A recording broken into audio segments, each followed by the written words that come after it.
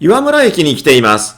今回はここから日本百名城の一つ、岩村城を訪ねます。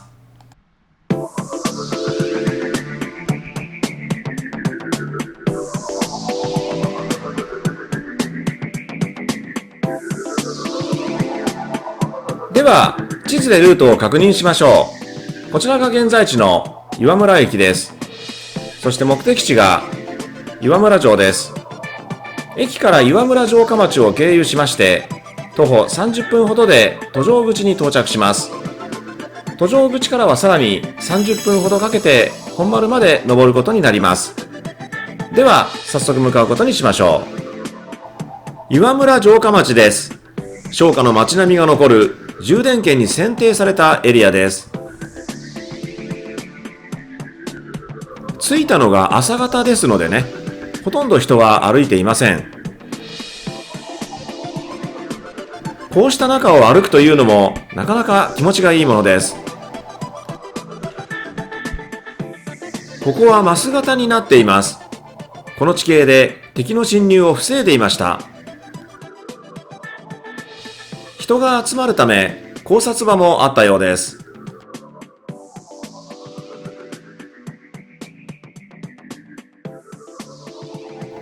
観光案内所では御城印が販売されています。常夜灯のある角を左折します。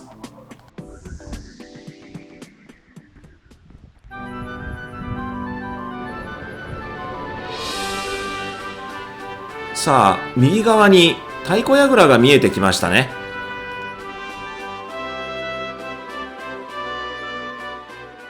正面に回ります。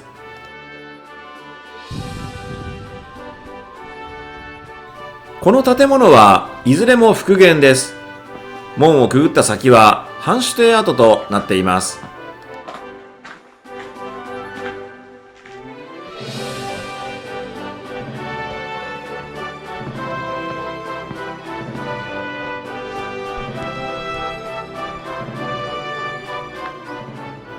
百名城のスタンプはここで押すことができます。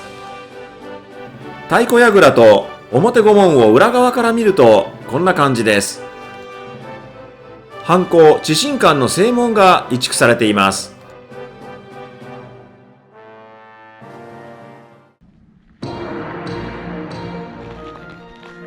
案内図を確認しておきましょう。現在地と目指す本丸はこちらになります。基本的には道なりに進むことになりますが、途中の初門、時門、畳橋、六段壁など、それぞれの見どころで足を止めていきます。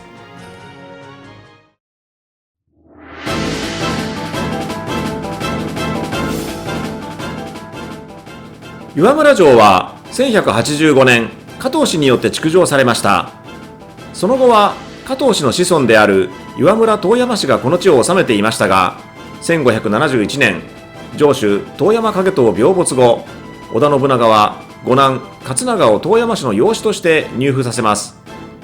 景遠の妻であり、信長の叔母でもあるお通夜の方は、幼い勝長の後見となり、女城主として城の差配を務めました。1572年、武田方に城を包囲されたお通夜の方は、敵将秋山虎重と婚姻することを条件に投降します。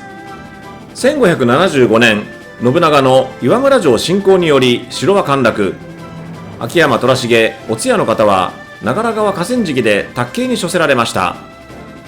その後は川尻秀隆、鏡元政らにより城の大規模な改修が行われました。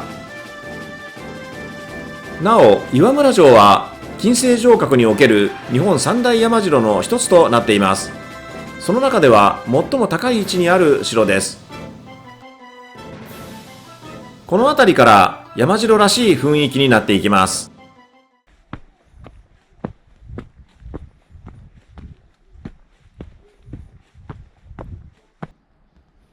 よく見ますとね、排水溝の跡が残っているんですよね。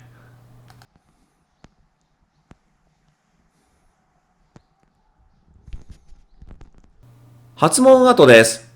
岩村城では、この QR コードを読み取ることで CG による映像が再現されるようになっています。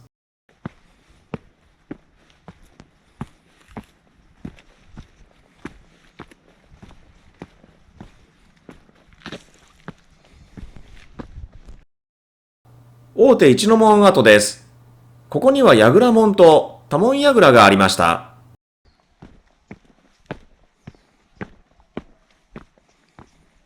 時門跡です。遠山氏が時氏を破って、その城門を奪って移築したことからその名がついています。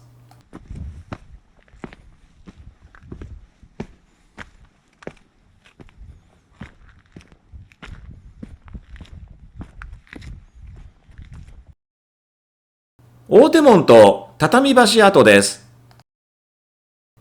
前方の石垣の上に三重櫓があり、そこまで畳橋という木橋がかかっていました。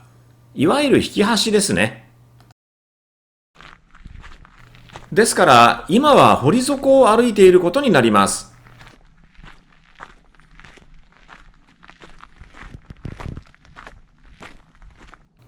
その三重櫓跡です。城内唯一の三重櫓で最も目立つ建物でした。上から見下ろすとこんな感じです。先ほど三重櫓を見上げていた場所がここです。大手門を抜けたところです。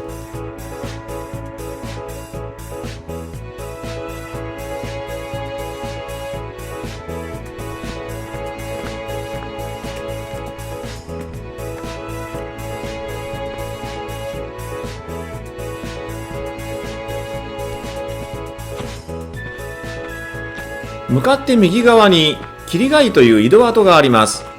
敵に攻められた時にここに蛇骨を投げ入れると霧が立ち込め、城を覆い隠したという伝説が残っています。向かって左側には八幡車があります。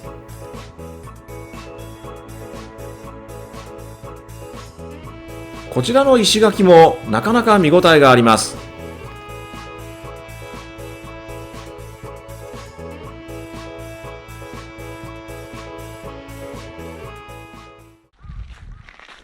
さあ、いよいよ六段壁が見えてきました。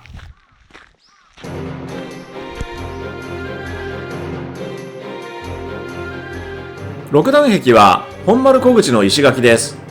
崩落防止のため下段に石垣を積み重ねたことでこのような形になりました。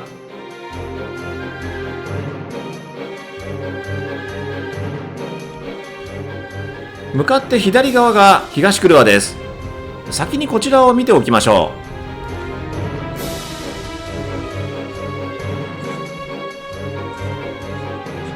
こちらも延々と石垣が続いていますね。正面に戻りまして石段を登っていきましょう。ここにはかつて櫓門が設けられていました。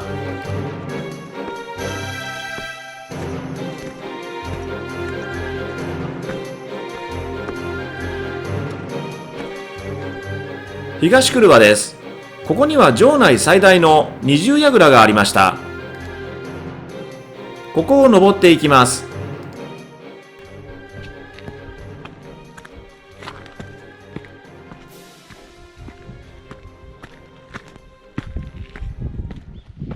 長坪根渦見門です。本丸下段は長坪根と呼ばれていました。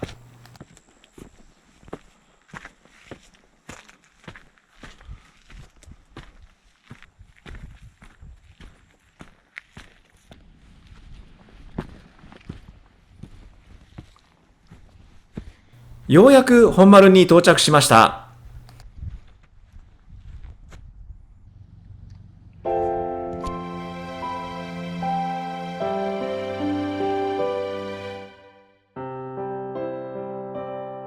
本丸からは出丸を俯瞰することができます。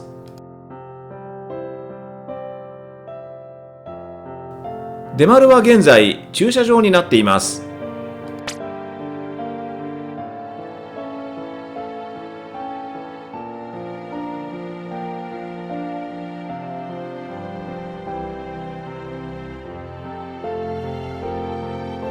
本丸から見た岩村の街並みです。棚門側から下に降ります。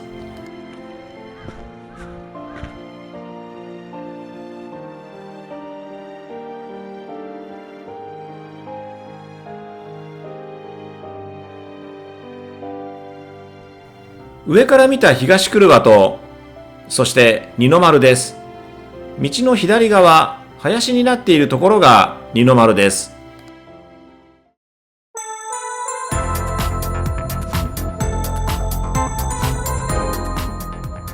ということで、今回の動画は以上となります。最後までご視聴いただきましてありがとうございました。それではまたどこかの街でお会いしましょう。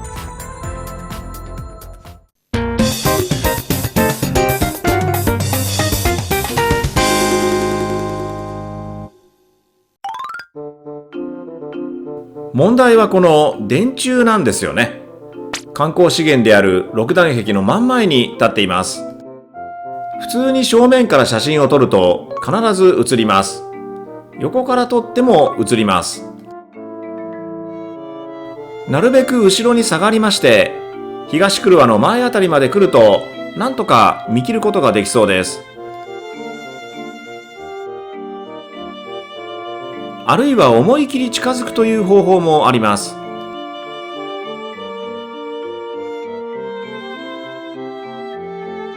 真下から撮影をします。ただ油断すると左に映り込みます。カメラを右に振るとロードコーンが入ってしまいます。大きな岩に注目して下から撮影する方法もありますが、これも油断すると電柱が入ります。東久留和の上に登りまして、カメラを左に振るとうまく撮れるかもしれませんね。